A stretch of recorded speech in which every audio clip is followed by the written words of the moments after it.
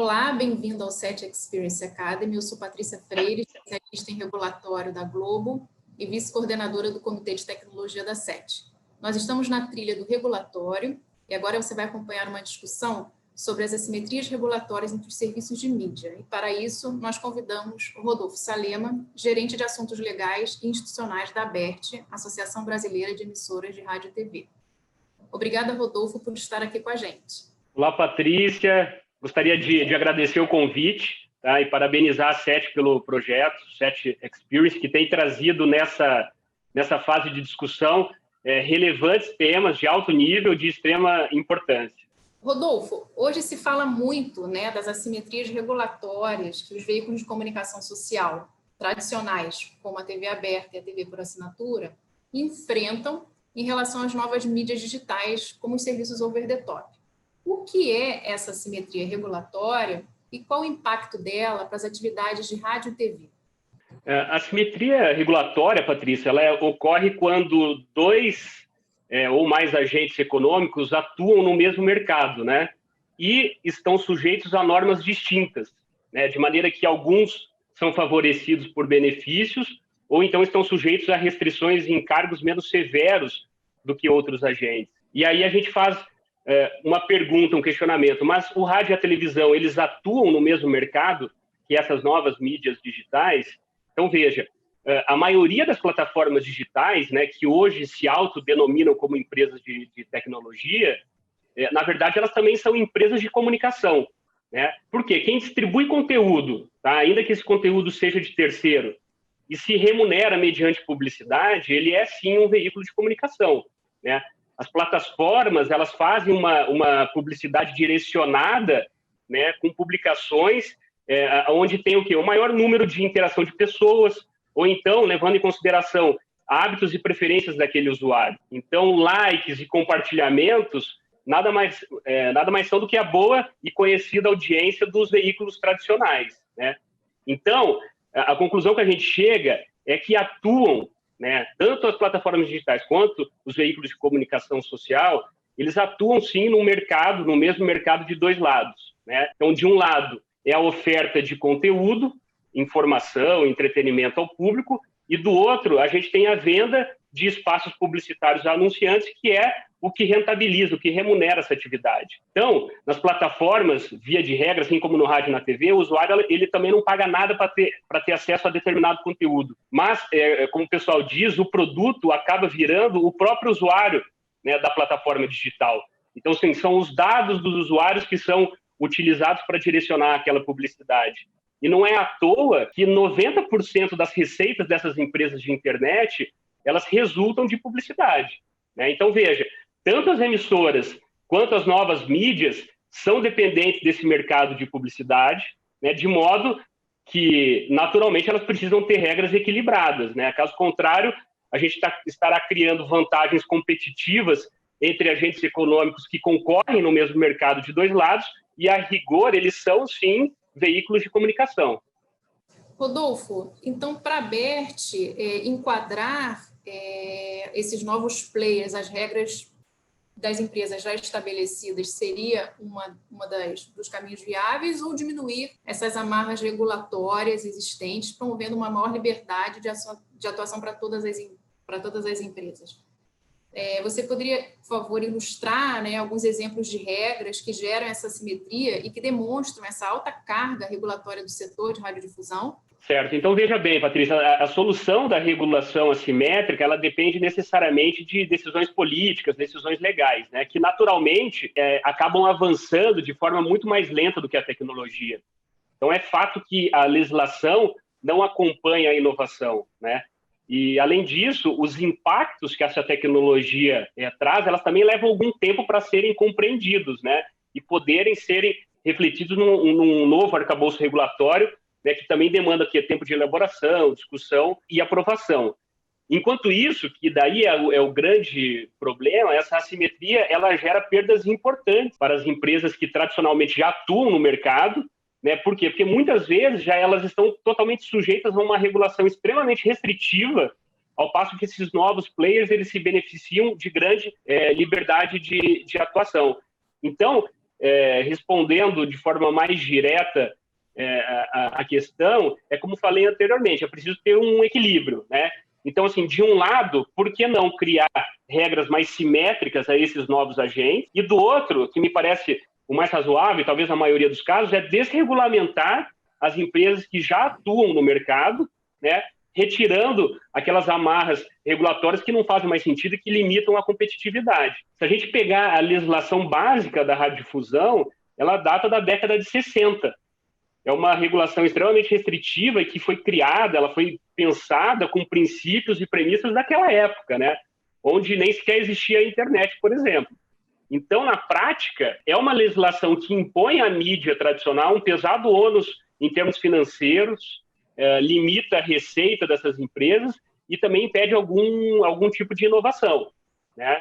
Então, com relação à segunda pergunta, onde você me solicita alguns exemplos, a gente pode citar inúmeros casos que demonstram essa simetria e que revelam essa alta carga regulatória no setor. Patrícia, respondendo a segunda parte da pergunta com relação aos exemplos, né?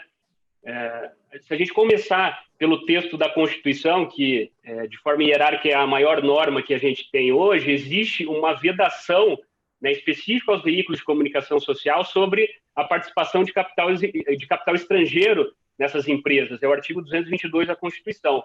Então, esse artigo ele diz que só brasileiros podem ser donos de empresas de comunicação social e apenas 30% delas pode ser detido por algum acionista estrangeiro. Essa flexibilização dos 30% foi uma alteração à Constituição em 2001, tá, que não teve qualquer efeito prático, talvez um caso, né, de investimento estrangeiro, tá? Mas é por isso, né, justamente por não ter tido tanta eficácia e efetividade, que a gente defende hoje que é preciso ter uma liberação total de capital estrangeiro nas empresas de comunicação social. Tá? Então, essa limitação da Constituição, historicamente, foi vista como necessária para proteger a cultura, a soberania nacional, só que numa realidade onde não se falava em comunicação via internet aberta. Então, o entendimento da ABERT é de que a restrição ao capital estrangeiro teve seu momento, seu papel, mas hoje, no contexto de rede que permite a difusão de informação e o contato entre pessoas em escala global, ela representa, na verdade, uma amarra ao desenvolvimento dessas empresas de comunicação. Se a gente considerar que grandes conglomerados de mídia internacional entram no país com liberdade de atuação, monetizam e rentabilizam no Brasil, nos parece evidente que esse limite de capital previsto na Constituição não faz tanto sentido e que, na prática, na verdade, ela impede que as empresas de comunicação social busquem novos arranjos societários ou até mesmo parcerias internacionais para concorrerem de maneira igual com esses gigantes internacionais, né?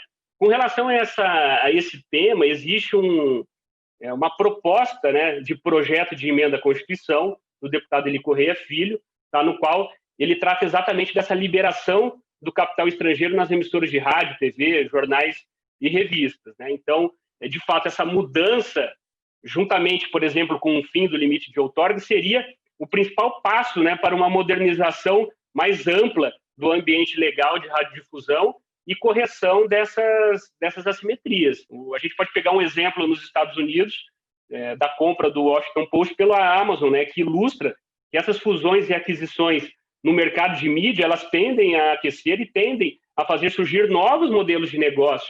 E a gente precisa estar preparado e atento a isso. Com relação à regulamentação específica do setor, né, a gente também verifica uma carga extremamente alta, uma carga regulatória extremamente alta. A gente é regulado por 3 órgãos de forma direta: o Ministério das Comunicações, a Anatel e a Ancine. No campo da produção e da programação das emissoras de rádio e TV, existem normas de todos os tipos, né? A gente pega obrigações, desde obrigações constitucionais e contratuais de produção e programação, obrigação de tempo mínimo de veiculação de serviço noticioso. A gente sabe que o bom jornalismo, o jornalismo profissional, é uma atividade de alto custo para as emissoras. Então, assim, existe limite também para programas educacionais, previsão de convocação de rede obrigatória, restrições de publicidade, tá, em âmbito constitucional e limitação do tempo de publicidade que as emissoras podem fazer nas grades. A gente pode citar também questões trabalhistas, né? O setor hoje, existem regras e funções específicas para radialista, jornalista, artista, que torna ainda mais cara e burocrática a mão de obra do setor de radiodifusão, certo? Então, são inúmeros exemplos que a gente consegue demonstrar a alta carga regulatória. Do ponto de vista societário das empresas, a gente sabe que tem a limitação de outorga, né? Sem falar nas outras inúmeras regras de ordem societária que as emissoras precisam cumprir. Uma delas, só a título de exemplo, é a questão que as emissoras localizadas em faixa de fronteira, para fazer uma simples alteração do contrato social, precisa de um assentimento prévio do Conselho de Defesa Nacional. Quer dizer, algo que hoje em dia, de fato, não faz mais sentido a gente falar nisso. A gente precisa desburocratizar e buscar regras mais simétricas. A questão, por exemplo, das rádios, da Voz do Brasil, né? Recentemente, o governo federal publicou regras de dispensa e flexibilização da Voz do Brasil, né? Que foi um grande avanço, é preciso ser enaltecido. O setor esperava realmente essas hipóteses, né, de dispensa e flexibilização, mas nos tempos atuais, será que ainda é razoável a gente falar em obrigatoriedade da veiculação desse programa, né, que confisca 1 hora da programação diária das rádios, geralmente em horário nobre, um programa que foi concebido na época da ditadura militar e que à época ficou conhecido como a Hora do Silêncio, por razões óbvias, né, e quando nem existia a internet, né? Então, hoje, além de existir outros meios de divulgação, os próprios poderes da República possuem emissoras próprias de rádio que poderiam fazer essa veiculação e não compelir todas as emissoras de rádio do Brasil a veicular a Voz do Brasil. Em tempos de eleição, por exemplo, agora, a gente tem um horário eleitoral gratuito. A propaganda eleitoral, ela confisca, nesse período, 70 minutos diários de inserção das emissoras e mais 20 minutos diários de bloco, de forma gratuita. Enquanto na internet, por exemplo, os partidos podem fazer propaganda paga por meio de impulsionamento de conteúdo, né? Enfim, é uma série de obrigações e de amarras regulatórias que, somadas, representam um custo altíssimo de operação, de produção, né? Além de limitar receita e, na prática, representar amarras à inovação e desenvolvimento do setor. Então, é isso que a gente precisa trabalhar para que seja corrigido. E, assim, para finalizar, é algo que, o que, de certa maneira, nos conforta é que os órgãos reguladores e o próprio legislativo estão atentos ao tema e empenhados a solucionar. Então, a gente pode citar recentemente o caso em que a Anatel enfrentou sobre a disponibilização de conteúdo linear ou não disponibilizado por streaming, né, dos serviços over the top.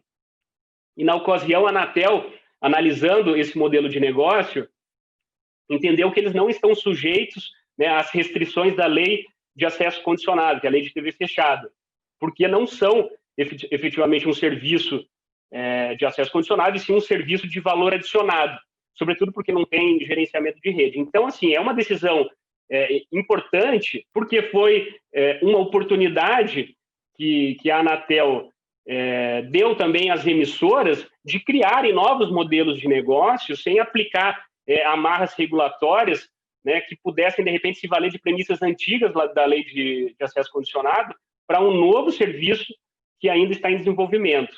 Com relação ao Ministério das Comunicações, recentemente teve a reformulação, né, do Ministério, e ali foi incluída uma competência específica em um dos departamentos para tratar de inovação, né? Isso é um ponto importante.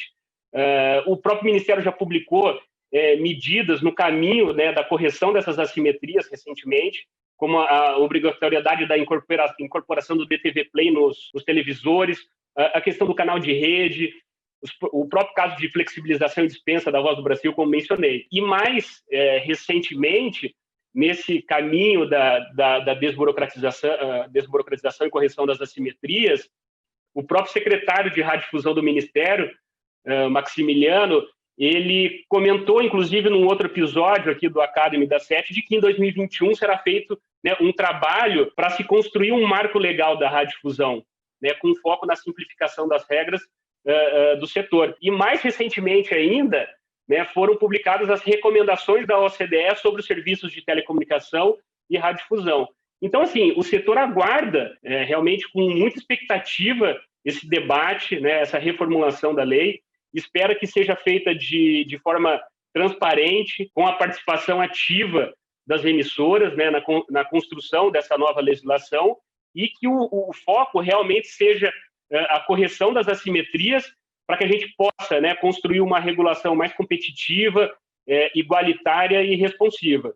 Foram ótimos exemplos, Rodolfo. Muito obrigada. Eu li recentemente que foi criada uma coalizão, né, com o objetivo de corrigir essas assimetrias. Você pode falar um pouco para a gente dessa coalizão e quais são suas propostas? Coalizão Liberdade com Responsabilidade. Então, ela é formada por 27 entidades representativas do setor de comunicação social, né? E ela acabou tomando corpo para debater um projeto de lei de fake news que avançou de forma bem rápida no Senado, e o setor entende que é uma grande oportunidade esse projeto para se corrigir alguma dessas assimetrias, né?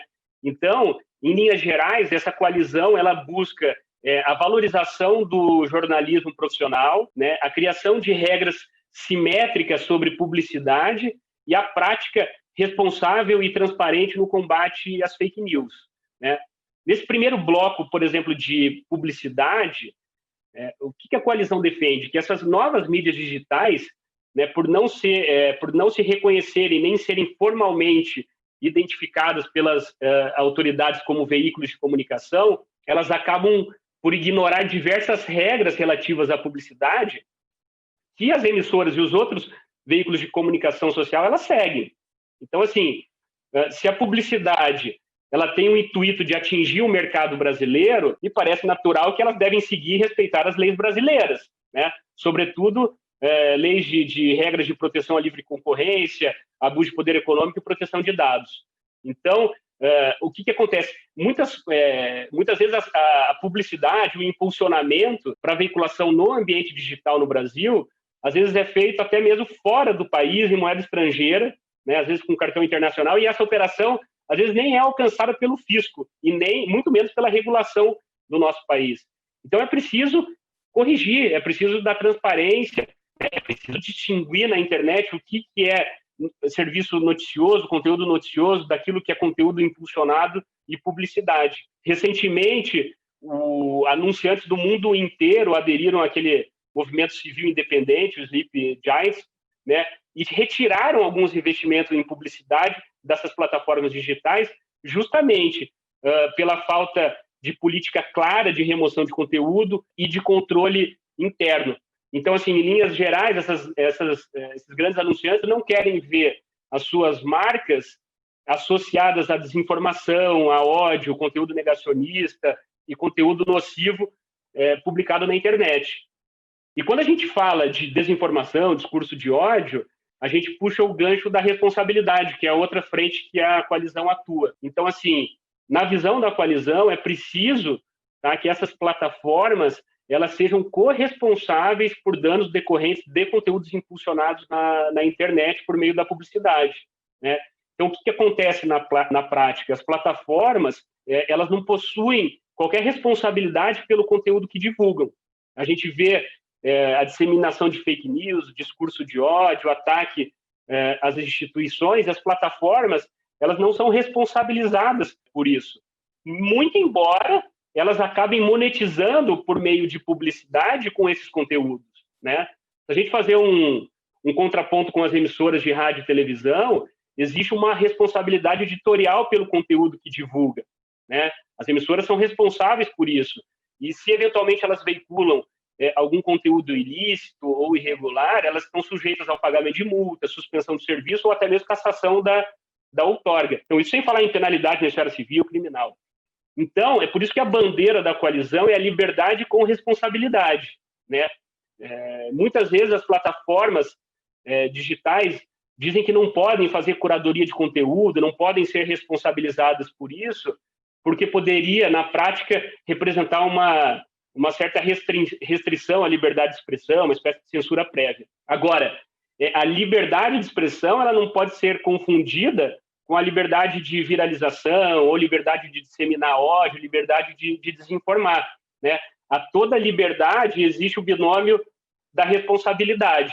Então, é isso que a gente defende, que é a liberdade com responsabilidade. Um terceiro bloco de ações ali, vamos dizer assim, que a coalizão atua, é na questão da remuneração de conteúdo jornalístico e o combate à desinformação via jornalismo profissional. Em linhas gerais, seria as plataformas digitais pagarem, remunerarem, né, as empresas jornalísticas pela utilização de conteúdo jornalístico. Na prática, o que acontece? Quando um usuário da plataforma busca determinado assunto na internet, dificilmente ele consegue, ele entra naquele conteúdo, né, via plataforma. Muitas vezes ele fica só naquela primeira tela, tá? E não migra para o canal do veículo de comunicação. E aquela audiência acaba ficando restrita, tá, à plataforma digital. Então, assim, uma vez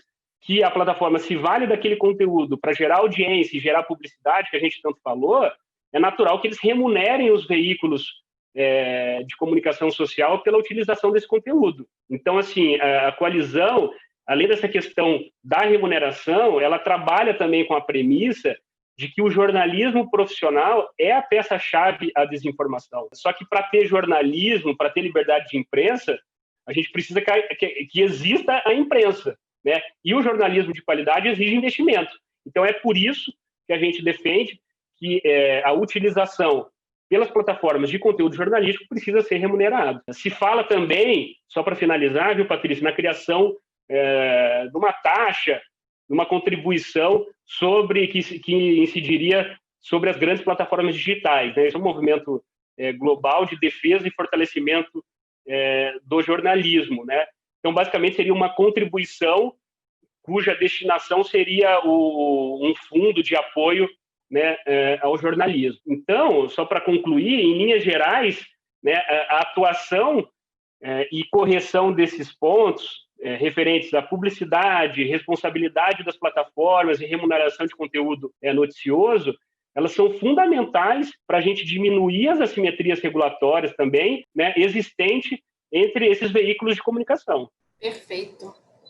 Rodolfo, maravilhosas as suas respostas. A gente agradece muito a sua participação aqui. Obrigado, Patrícia. Eu que gostaria novamente de agradecer o espaço, né, e parabenizar a SET pelo formato que desenvolveu o projeto, com os debates de alto nível.